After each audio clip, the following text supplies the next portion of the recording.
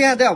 টিয়া দেখি করবো আর কয়েকদিন পরে ঈদ, আর ঈদের মতন মার্কেট করা লাগবো না। আমার বন্ধু বান্ধব সব জামা কাপড় কিনে মার্কেট করে ফাটা লাগলো, আমি এখন কিছুই কিনি নাই। আমার টিয়া দাও, আমি মার্কেটে যাবো প্যান্ট শার্ট কিনবো।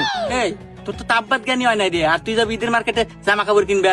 আর এই ঈদের মার্কেটে জামা কাপড়ের দোকানদাররা কি জানিস, ওরা দোকানদার থাকে না, ওরা যায় কষাই। আরে তোর থেকে আলু বুলু দিয়ে বেশি টাকা নিবো আর জিনিস দিব খারাপ। আমি আটে জামানে, আমি যদি আটে যাই সেদিন তোর নাকি আমি দিয়ে আসি না শার্ট প্যান্ট কিনে নিয়ে আস, মানে তুই টেনশন নিস না, যা।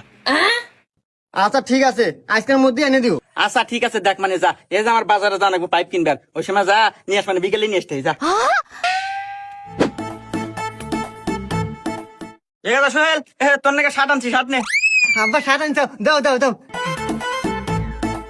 হ্যাঁ নিয়ে আসলাম। তুই এক কাজ কর, তুই যা ভিতরে জানলা পরে আয়, দেখি কেবা মানাইলো, আর লোক সাইজ ছোট বড় হয়েছে কিনা এটাও দেখা যাবে না।